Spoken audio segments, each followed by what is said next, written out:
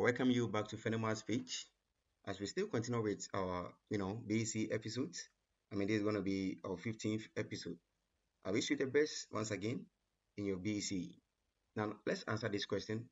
Some people have been tagging me that you should work a question, on distance time graph. So I have to, answer this question for those people who are interested, and I know you're also going to like this video. Now, let's begin. A girl jogged from her house at 5 o'clock a.m. At a speed of 100 meters per minute. She jogged for 4 kilometers to a nearby gym center. She stayed there for 30 minutes and returned toward home for 2 kilometers in 20 minutes. She stopped and rested for 10 minutes under a tree and came home at exactly 7:20 a.m. Now the first question is, find the time she used from the house to the gym center. The other one, we have to represent her journey using a distance time graph. We have to find her return speed after she rested under the tree. So the I, and the IV, they are all going to be, worked using the graph or the distance time graph. So for now, let's work the first one. Now, we want to find the time she used from the house to the gym center. So that's going to be question 1AI. So we have 1AI here. Now let's get the information down. So what we are saying is that we want to find the time she used from the house to the gym center. Meanwhile, we know the speed at which the girl was, jogging or running. So she was speeding at 100 meters per minute. That was the speed of the girl. So now we know that the speed, so let me get the speed here. The speed is equal to, 100 meters per minute. Now, she jogged for 4 kilometers to a nearby gym center. That means the distance, from the house to the gym center is 4 kilometers. So we know the distance right now here. So the distance equals to 4 kilometers. So with this information, we should be able to find the time she used to, reach the gym center. We have the speed. We also have the distance, she traveled. So how do we get the time from this information? Now, since we know the speed, we can use the formula for finding the speed here. So let me save this one to the side. We know that speed is equal to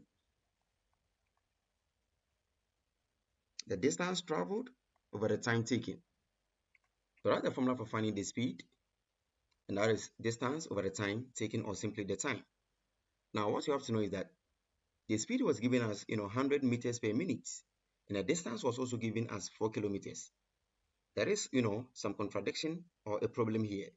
You have to know that the speed, which is 100 meters per minute, should also correspond to the distance in terms of units, but rather we have 4 kilometers for the distance. So the speed cannot be in meters, while the distance is in kilometers. So what you have to do is to change this 4 kilometers to meters. That is what you have to know. Now, so I'm going to change the distance, which is 4 kilometers, to meters. And how do we do that?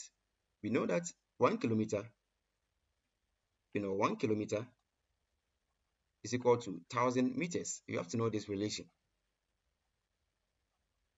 So if 1 kilometer is equal to 1,000 meters, then 4 kilometers will be equal to what? So obviously, it's going to be, 4 times 1,000.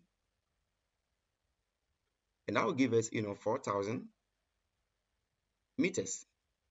So that's the distance in terms of, meters. So we are going to use 4,000 here. And now we know the speed to be 100 meters per minute.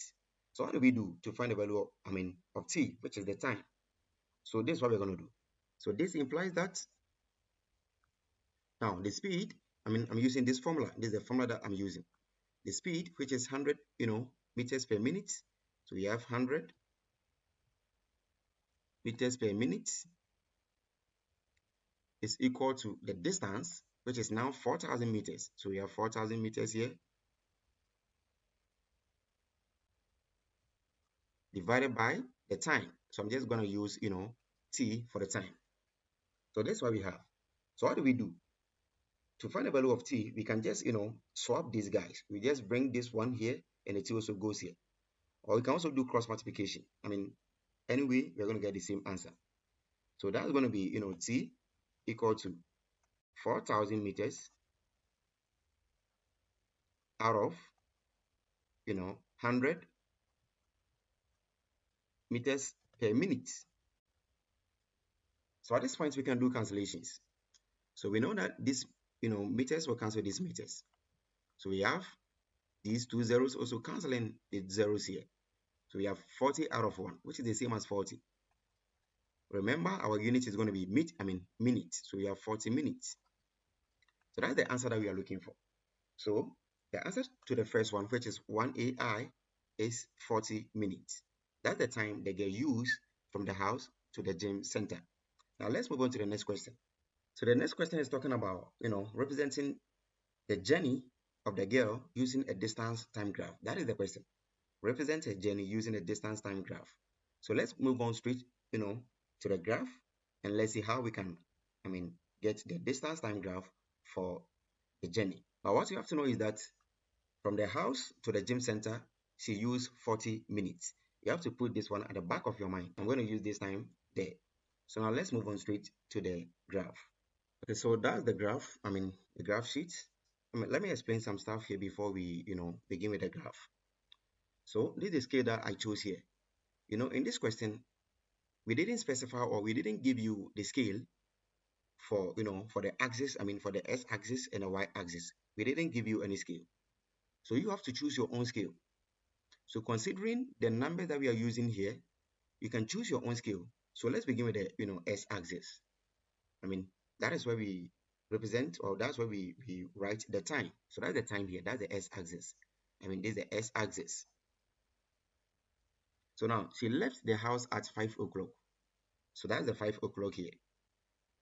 Now you can see that I've added 20 minutes to that. That's a suitable scale that I can use here. You can also decide to use your own scale, but it should be a scale that will help you get all the times that we are talking about, in the question. So that means my scale is going to be 2 centimeters to 20 minutes on the x-axis. She left the house at 5 o'clock. So plus 20, that's going to be 520. 540. And 540 plus 20 minutes is going to be, 6 o'clock. Then we move on to 620, 640, 7 o'clock, 720, 740. Remember, she returned home exactly at 720. So we have 720 here. That's a perfect scale for this particular question, for the x-axis, which is the time. Now let's come to the y-axis, which is the distance. So always you have to know that the distance is going to be the vertical axis, which is the y-axis, and the time is going to be the x-axis or the horizontal axis. You have to know that. Now, with the time too, she jogged for 4 kilometers to a nearby gym center. So I was just trying to use, 2 centimeters to 1 kilometer on the y-axis.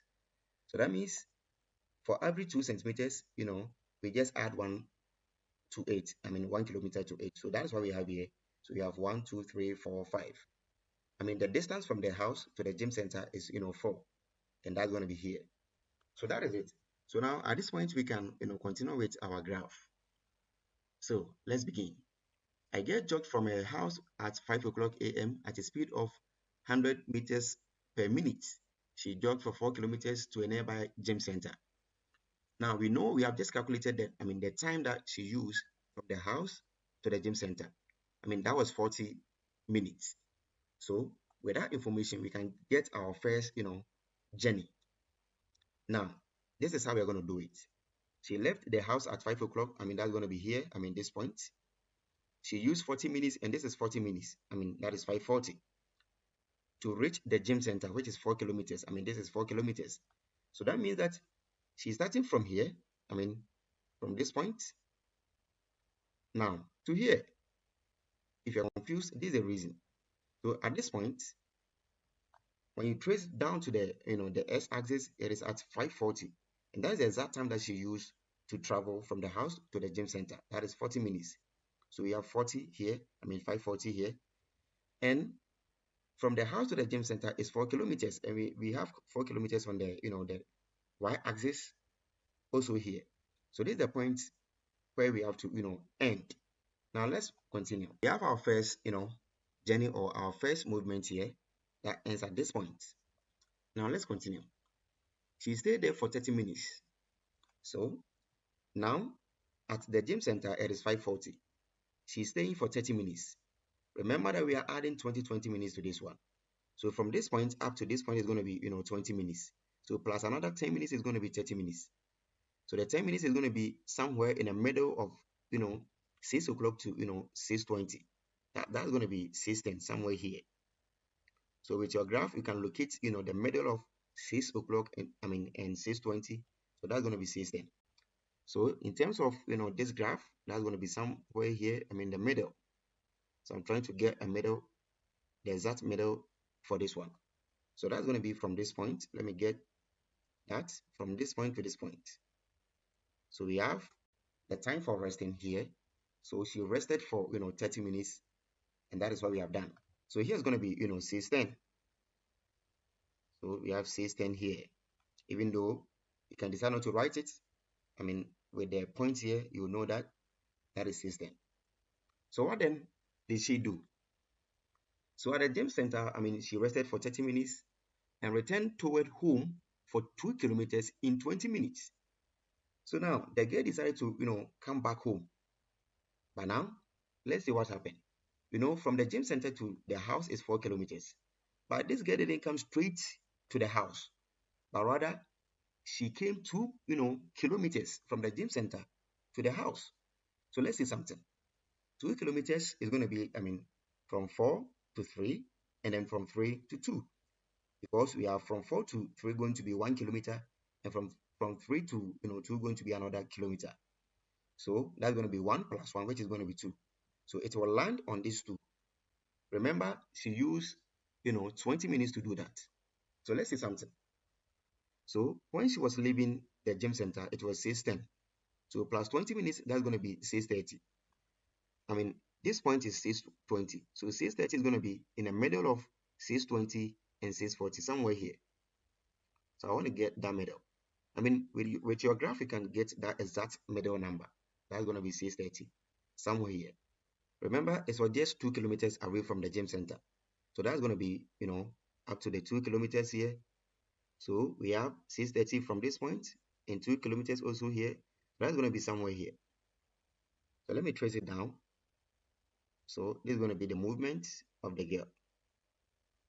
So she has moved from the gym center to, this point using 20 minutes. So she's at this point exactly at 6:30. That is where she is now. What happened? She stopped and rested for 10 minutes under a tree. So that means we have a tree here. The tree is 2 kilometers from the gym center. So she's resting here for how many minutes? 10 minutes. Now, at this point, the time was 6:30. So from here to, 6:40 is going to be 10 minutes. That's the time that she used to rest. So that's going to be this point. This is 6:40. So she rested for 10 minutes, meaning that's going to be this point. Good. So that is from 6:30 to 6:40. Now, what happened again? He came home at exactly 7:20. So after resting, she didn't do anything again. She just came straight to the house at exactly 7:20. This is 7:20. So I'm gonna trace this point from here to exactly 7:20. So that's the journey. That's the journey of the girl. That is how we draw the distance time graph for this journey. So after getting a graph like this, we can go ahead and work the other questions. So we have to find the return speed after she rested under the tree, and also the total time she used throughout the journey. That one is very, very simple. So first of all, let's get the III, which is her return speed after she rested under the tree. Let's get her return speed here. I want to work it here for you to see it, because I'm going to use the graph to do that. So that's going to be question 1A III. So we have 1A III. So now we have to find her return speed after she rested under the tree. So that was the time that she was resting. This point. So that's the return speed that we are talking about. From this point to to this point. Now we know that speed is equal to distance over time. We just saw that one in the first question. So we have distance. I'm just really using D for that and T for the time. So how do we get the distance and also the time? So this is how we can get a distance. She left, at 2 kilometers. I mean, from this point. So that was 2 kilometers. And now to 720, which corresponds to, zero. So we have 0 kilometers here, even though we don't write. So we have 0 kilometers here. So from 2 kilometers to 0 kilometers, that means that the distance is going to be 2 kilometers. So from this point to this point is going to be 2 kilometers. So the distance is 2 kilometers. I mean, 2 kilometers out of the time. Let's see the time. The time she left there at, 6:40. So let me just work it here. So it was 6:40 to 7:20. 7:20. Now remember that the speed is going to be in meters per minute. So I'm going to change these kilometers to, minutes, and also find the time here. So now let's move on. So 2 kilometers obviously is going to be 2 times 1,000 meters. Now let's come to the time. So we have 6:40 to 7:20. How do we get, the exact duration? So this is how we're going to do it. I'm going to subtract the starting time from the, the final time. So that's going to be 7:20. Let me just do that one here. 7:20 minus 6:40. So this is how we subtract, time. Now I'm subtracting 40 from 20. That's how you have to take it. That's a simple way to do it. We are subtracting 40 from 20, which, is not going to be possible. So we borrow 1 from here. So here is going to be 6. This one that we borrowed, and, this portion, is hours. So when you borrow 1 from here to this portion, here is minutes. So it's going to be 1 hour to minutes, which is going to be, 60. So here is going to be 60 plus 20.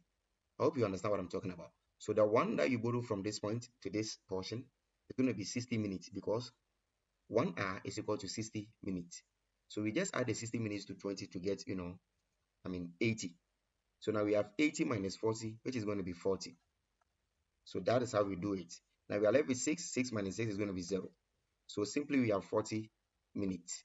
So that's the duration from this point to, the house. So we have, 40 minutes here. So now let's move on. So at this point, I can still simplify this one to, 2 times 1,000 is going to be 2,000. So we have 2,000 meters out of, 40 minutes. So we can just, simplify this one. So 40 will just cancel. This 0 will just cancel this one. 4 goes into SF1. It goes into, 20, 5 times. So that means that speed is going to be 50 meters per minute. So that's the speed. So that was her return speed after she rested under the tree. Now let's go back to, the final question under the graph work. That is the total time she used throughout the journey. That's just obvious. That's very, very simple. She left the house at 5 o'clock a.m. and returned home at 7:20. In fact, the total time includes the resting time. So the time that she used to rest, they are all part of the total time. So that's going to be the starting time deducted from, the final time. So let me just work that one here. So let me work the last question here. Let me just try and manage this portion. So that's going to be question 1A, IV, and we want the total time. So we have the total time. So that's very, very simple. So she left the house at 5 o'clock a.m. and she returned at 7:20, a.m. So like we did for, the previous question, I'm going to subtract this one from this one. So let me work it here for you to see how we're going to subtract it. So you have 7:20 minus 5 o'clock. So that is how we're going to, subtract it. So I told you that this portion is for, this side is for hours and here is minutes. So now we are subtracting 0 minutes from 20 minutes. So that's very, very, very simple. So that's going to be 20. We have, 20 minutes here. Now, let's come to this side too. 7 minus 5 is going to be 2. So that means that he used 2 hours, 20 minutes. So you just have to write here the total time. That is equal to, 2 hours, 20 minutes. So that's the total time that she used. You can also write it in terms of, minutes. So that's going to be 2 hours is the same as, 120 minutes. I hope you understand that. Plus 20, that's going to be 140 minutes. So 2 hours, 20 minutes is the same as 140, minutes. I hope you're not confused because 1 hour is equal to 60 minutes. So 2 hours is going to be 60 plus 60, which is, 120 plus the 20, making 140 minutes. So that is how we can calculate the total time to use throughout the journey. Now let's go back to the last question on our previous page. Now let's get our last but one question. That is question 1BI. Let me read the preamble. A cylinder closed at one end is 1056 centimeters cubed. If the height of the cylinder is 21 centimeters, find its diameter, that is I, and the total surface area of the cylinder. So now, what we have to know is that the volume of the cylinder is 1056 centimeters cubed. So that means that's going to be question 1BI. So the volume is given as, 1056 centimeters cubed. The other information that was given was the height of the cylinder. And the height, I'm going to use, small letter h for that. And that's going to be 21 centimeters. So we have this information given. Pi is always going to be 22 out of 7. So now, how do we find the diameter from this information given? We have to know the formula for finding the volume of a cylinder. That's what I'm going to use here. The volume of a cylinder is equal to, V is equal to, pi r squared h. So you have to know this formula. So after getting your formula, you just have to do substitutions. So when we see volume, we just have to write 1056. And that's going to be 1056 here, equal to pi, which is 22 out of 7, times the radius, which we don't know, that is going to be r squared, times the height, that is giving us 21 centimeters. So we have 21 here. So this is what we have. But we can do some cancellations here. 7 can go into 21. 7 goes into SF1. It goes into, 21 3 times. So this is what we have. So that's going to be 1056 equal to 22 times, r squared times, 3. That is what we got here. So what do? We have to find the radius. Now, so you have to divide here by, 22 by 3. So that's going to be here divided by 22 times 3. If you want to multiply, no problem. I want to use 22 times 3 because you see at this point we don't use calculators, so that it will make my cancellation easier for me. So we have 22 times 3 here 2 by 22 by 3.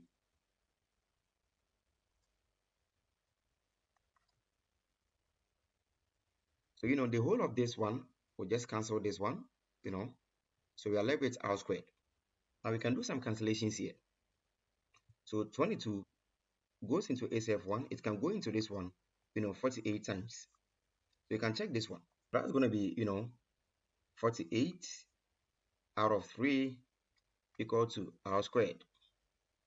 Now, 3 also can go into 48, that's going to be 16. That's very, very easy. So you have 3 or 1, it goes into 48 16 times. So this implies that 16 is equal to r squared. But we want r, not r squared. So what do we do?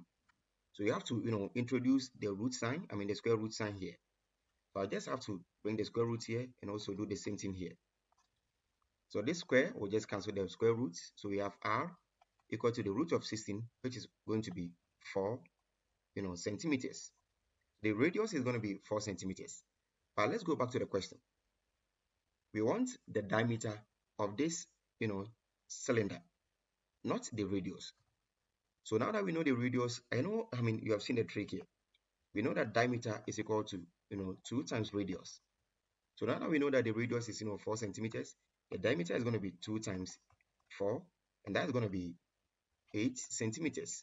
So that's the diameter of the cylinder. Now let's get the last question. That's the total surface area of the cylinder. That's going to be question 1BII. And we have to find the total surface area of the cylinder. Now this is the keyword. A cylinder closed at one end is 1056 centimeters cubed. What I just want to know is that the cylinder is closed at one end. So you have to know the formula for finding, the total surface area of a cylinder, which is closed at one end. Now, the other end, which is open, will not be part of the, what do you call it, the total surface area. Now, let me sketch a cylinder for you here to see what I'm talking about. So that's the cylinder. Let me just get it for you right now. So the bases are, circles. The bases are circles.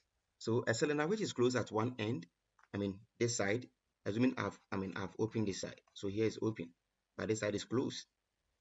To find the total surface area of this cylinder, I'm going to make use of this surface, this closed surface, and also the curved surface. This is the curved surface.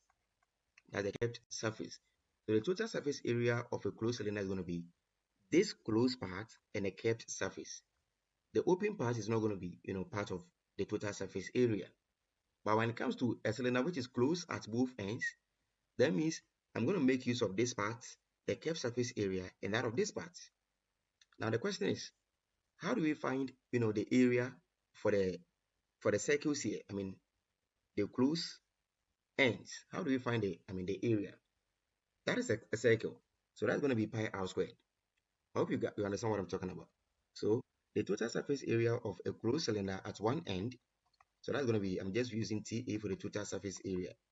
It's going to be pi r squared, that's the area of one of the closed ends, plus the curved surface area, the curved surface, that's going to be 2 pi RH. You have to know this formula. So the curved surface has, a formula of 2 pi RH. You have to know this formula. So if you want to find the total surface area of, a cylinder closed at one end, this is the formula that we are going to use. But when the cylinder is closed at both ends, that means the total surface area, I'm just trying to give that one to you here. So that's going to be pi r squared plus the curved surface, which is going to be 2 pi RH, plus the other, end, that's going to be pi r squared. So that's the formula that we're going to use for a cylinder closed at both ends. But when the cylinder is open at both ends, that means we are not going to add, the areas of the ends to it. It's just going to be the curved surface. So for such cylinders, we call them, an open cylinder. So that's going to be 2 pi RH. So that's how we, go about finding the total surface area of cylinders. So in this case, I'm just going to make use of this one. That is pi r squared plus 2 pi RH. I can just do my substitutions here direct, but I want to make the work easier for me. So I'm going to use, an idea of factorization from algebra to make the work easier. We have pi r here, we have pi r here. So you can factorize pi r. Now, pi r goes into pi r squared, r times, and pi r goes into 2 pi RH. How many times? That's going to be 2 each. If you want to do your substitution direct, no problem. You are all going to get the same answer. Just that you have to suffer before you get the answer. So let me, do my substitutions here. We know that pi is 22 out of 7. So that's going to be, 22 out of 7 here times the radius that we just got to be, 4 centimeters into brackets. The radius is, 4 plus 2h. That is going to be 2 times the height. And the height was given in the question to be, 21 centimeters. So we have 21 here. So now this is going to be 22 out of 7 times 4. I have to simplify the one in the bracket. You have to remember board mass or order of operation. So in a bracket, we have 4 plus 2 times 21. Don't attempt adding this 4 to 2. That is very, very wrong. We have to do multiplication before we add. So that's going to be 2 times 21, which is, 42. So you have 4 plus 42 here. So this is what we have. This can be simplified to, 22 out of 7. So let me shift this one up. So you have 22 out of 7 times 4 into bracket. 4 plus 42 is going to be 46. So this is what we have. So you have a lot of, stuff to simplify. So that's going to be, 22 times 4 times 46 all divided by 7. So that's what we have. Now, when you simplify this one, it's a whole lot of stuff to simplify. You have to find time to, do that. When you simplify this one, you're going to get 578.285. I mean, that's what you're going to get. So you can leave your answer to, 3 decimal places like this. Remember, we are finding the total surface area. So the unit is going to be centimeters squared. So that is how we can find the total surface area of the cylinder closed at one end. So let me remind you again, you have to make use of this formula. When it comes to a cylinder closed at both ends, we are going to use this formula. When it comes to a cylinder open at both ends, I mean, we just have to find the curved surface area. That's going to be the total surface area of the cylinder. You have to know this one. Thank you for watching.